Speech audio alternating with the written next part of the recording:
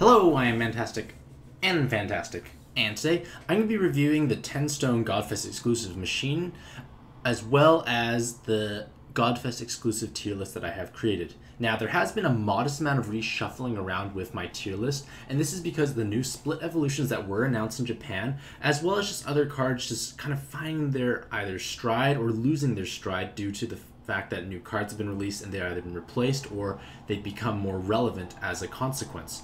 So this video slash article will basically be focusing on the tier list itself as well as the cards that have shuffled around.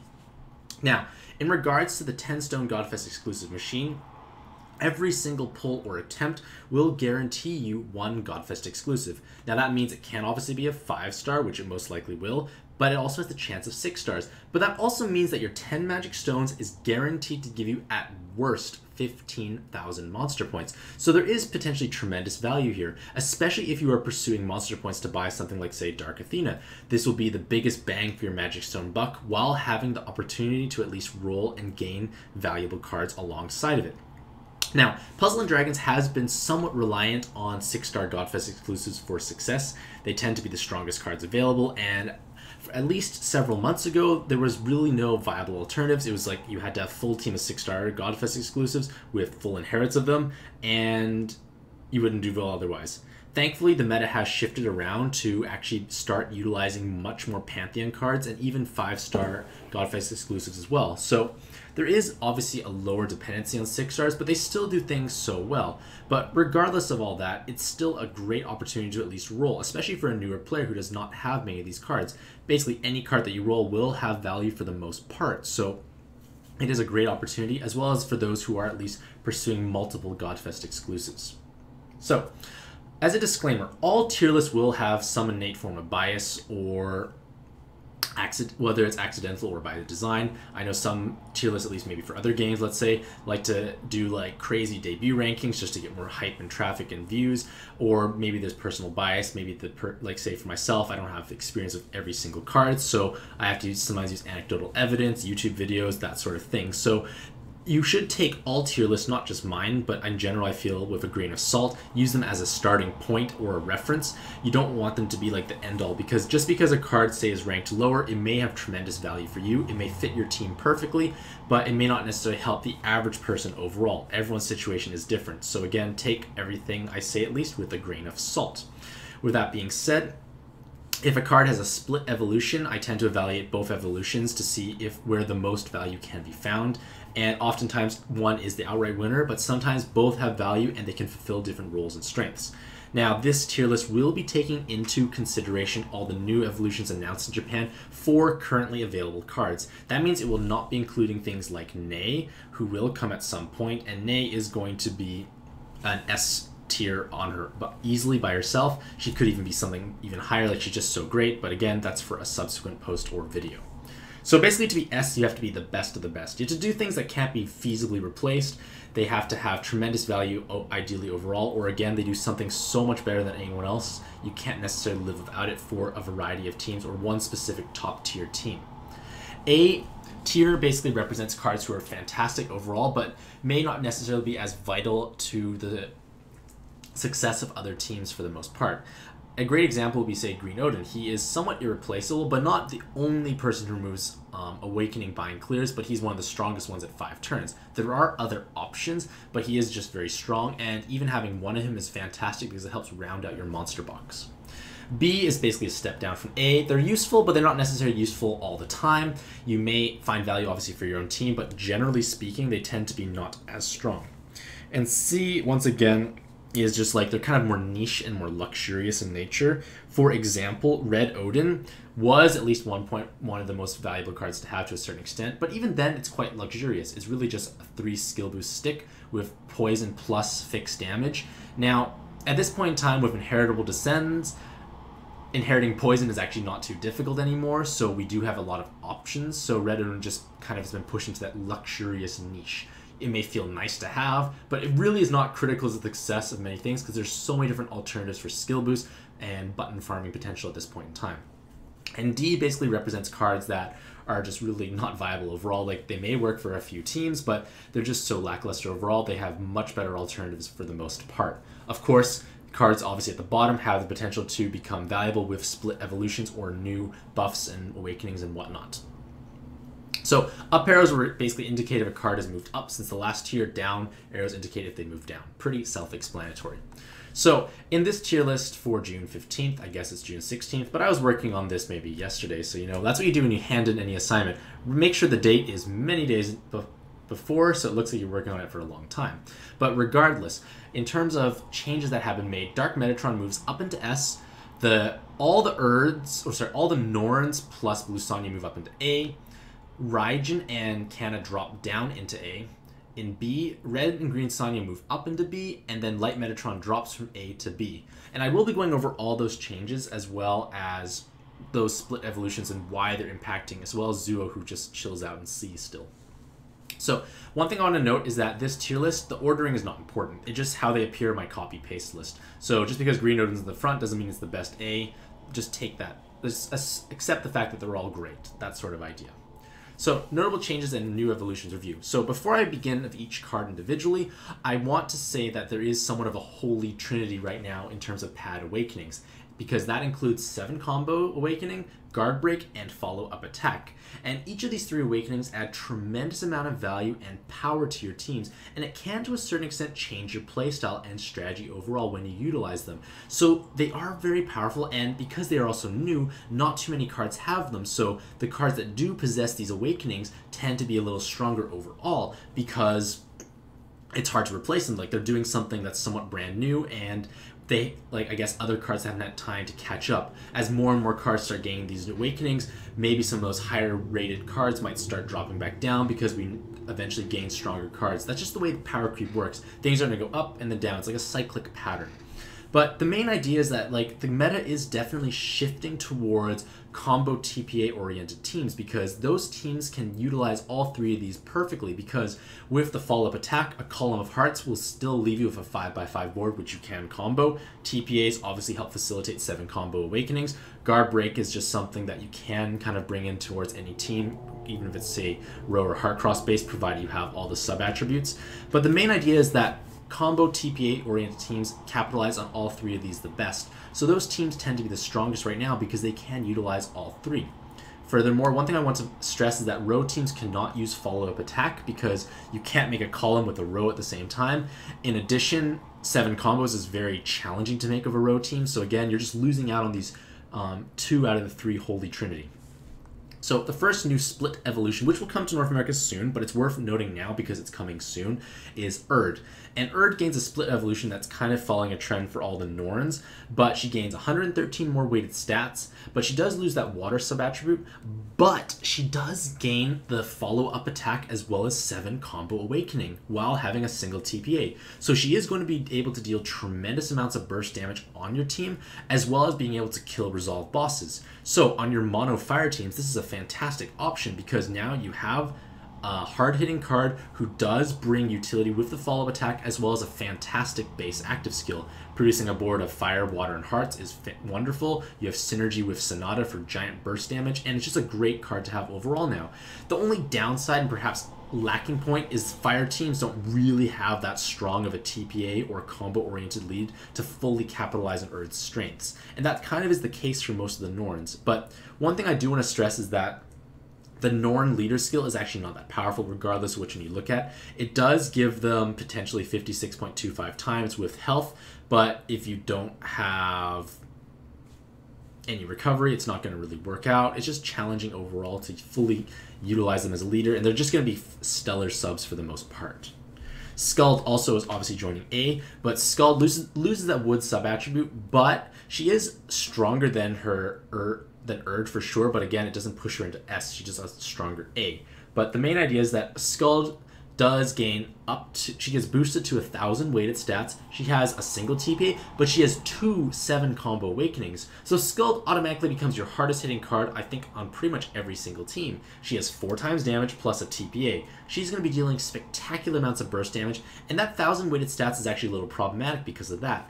Because her 1,000 weighted stats is very heavily skewed towards attack. So she's already going to be your hardest hitting card. Why are we pumping more damage? Why are we pumping more stats into that attack? It's redundant. She does have terrible recovery, so it is unfortunate. So the main idea is it's 1,000 weighted stats, but it's not distributed very well.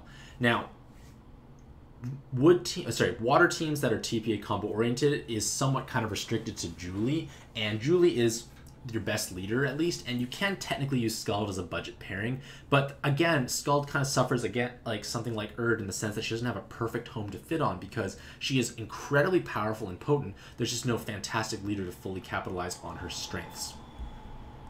Next is Verdandi, and Verdandi is identical to Erd in the sense that she gained weighted stats, lost sub-attribute, has the same awakenings minus red versus wood orb enhances, but she does gain healer typing, and healer typing is a big deal because healers now are able to be utilized on reincarnated Kushinada Hime teams, and reincarnated Kush teams are one of the most powerful ones available because they have incredible damage scaling, perfect damage control. They can fully utilize the Holy Trinity, and as well as equipping Dragon Killer Awakening. So they're just fantastic overall, and Verdandi is going to be a force to be reckoned with because you are able to utilize her on Kushinada Hime teams.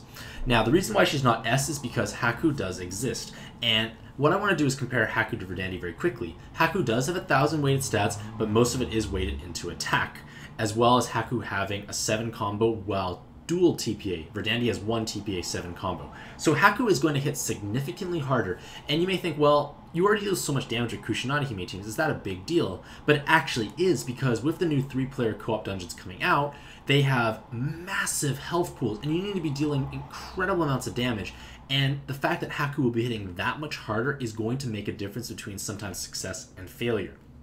So even though Verdandi does have more utility with the follow-up attack Resolve Killer Awakening, as well as technically a stronger board changer because hearts plus a tricolor heart board tends to be stronger, as well as having color synergy with Kushinada Hime, Haku is still going to be a better option in most cases.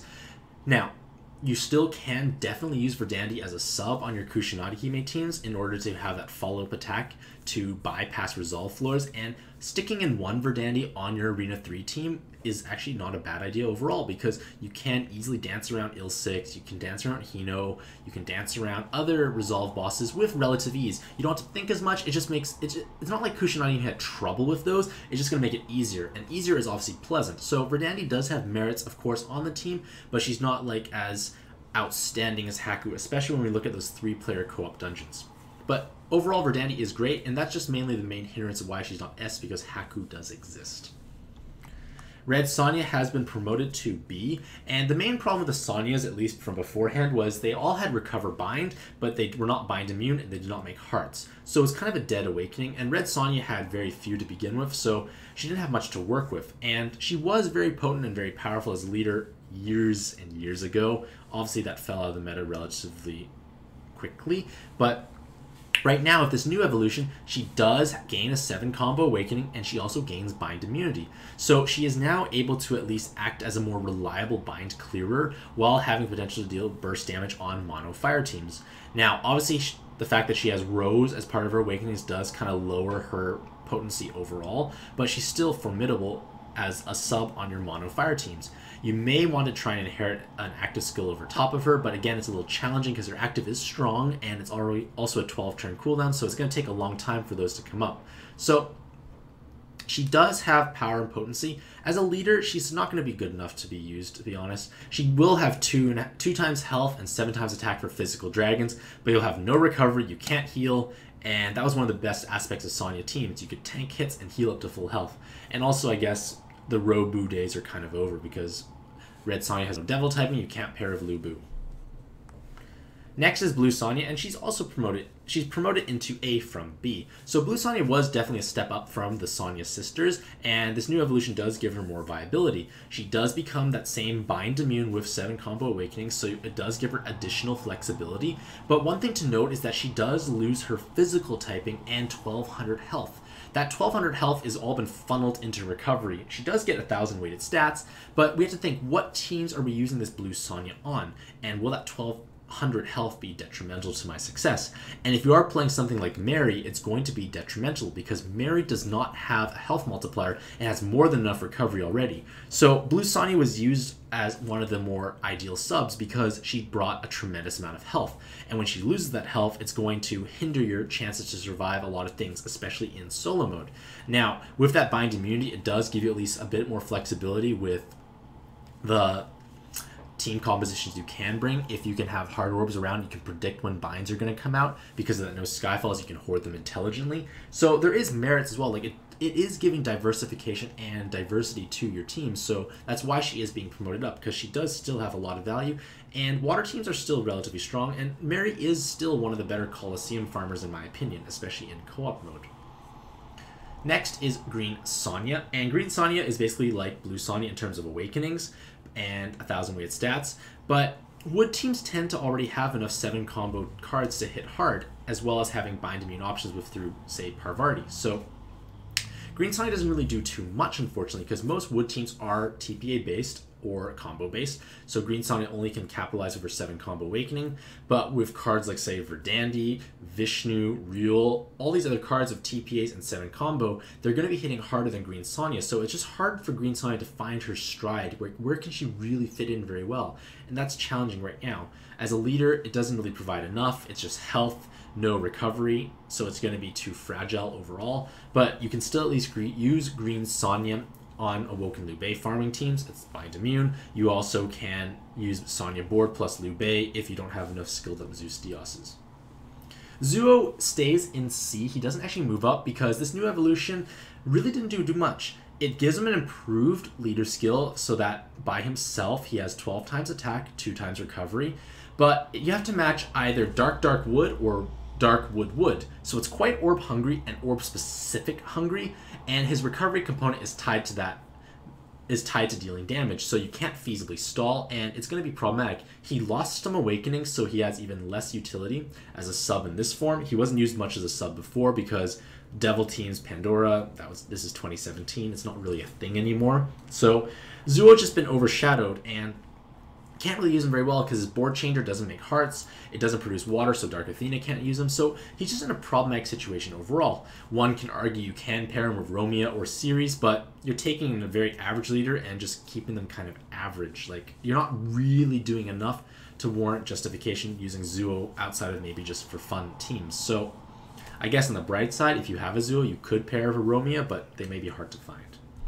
Now, I want to talk about the cards that went down. Kana and Raijin went down into A from S. And this is mostly because newer cards are coming out that are starting to kind of do what they do already, so they're not as supreme as they used to be. Furthermore, Raw Dragon is declining in his overall power because while Raw Dragon does have 144 times multiplier, and at least he does scale relatively well with 4 or 5 elements, it's just not enough nowadays. And the fact that Raw Dragon cannot use Orb Changers to promote his damage is going to hinder him as well, because teams like Kusanagi Hime, Dark Athena hit much harder, much more organically, because Raw Dragon has to rely on gemstones for burst inherits or burst damage. Kusanagi Hime, Dark Athena can simply just use any Orb Changer and flood the board with their respective colors, make TPAs, 7 combos. Things are going to die much faster by comparison.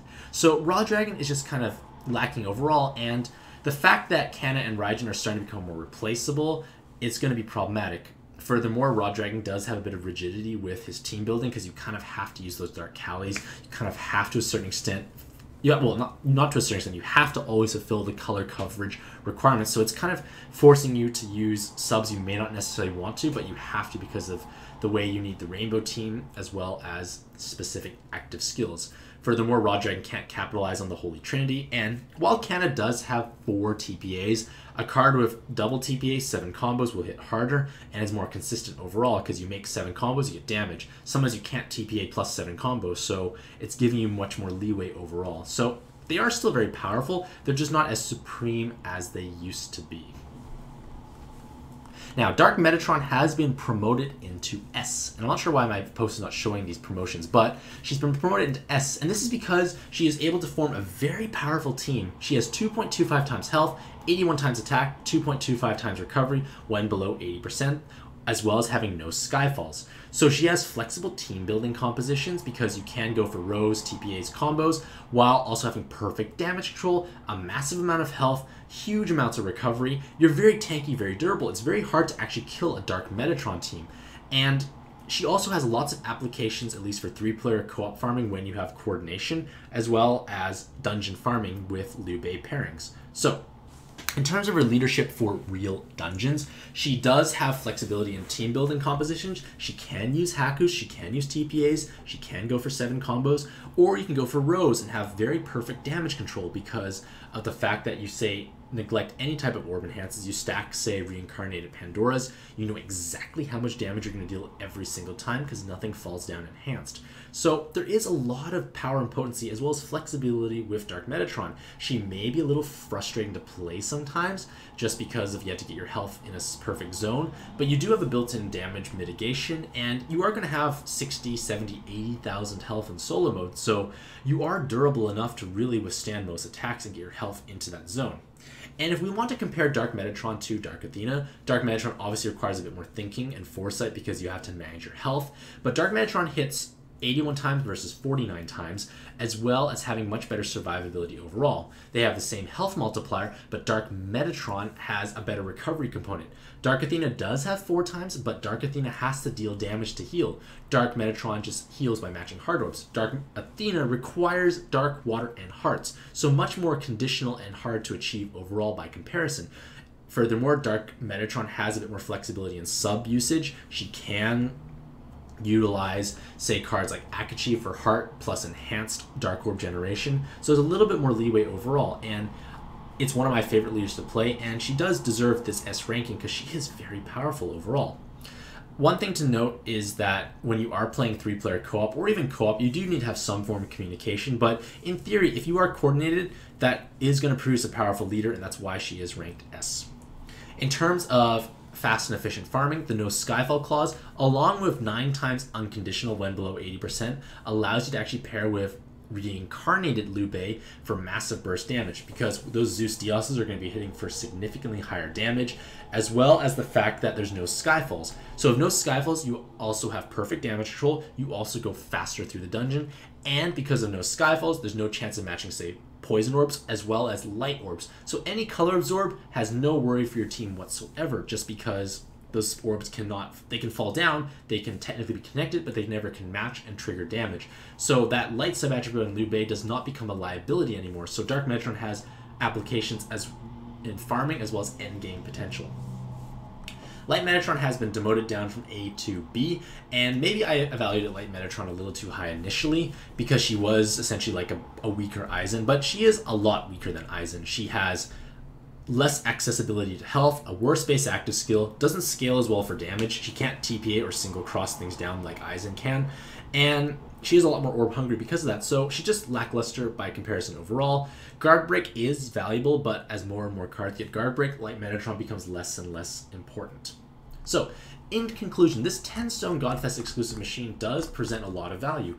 Godfest exclusives still represent some of the most powerful cards in the game, and you are at least guaranteed a 5-star Godfest exclusive every single time, as well as the most monster points for your Magic Stone ratio in terms of rare machine rolling. So let me know what you think about this tier list, as well as the new evolutions that have been announced, as well as whether or not you plan to roll in the comments below. Hopefully you all have a fantastic day, and happy puzzling!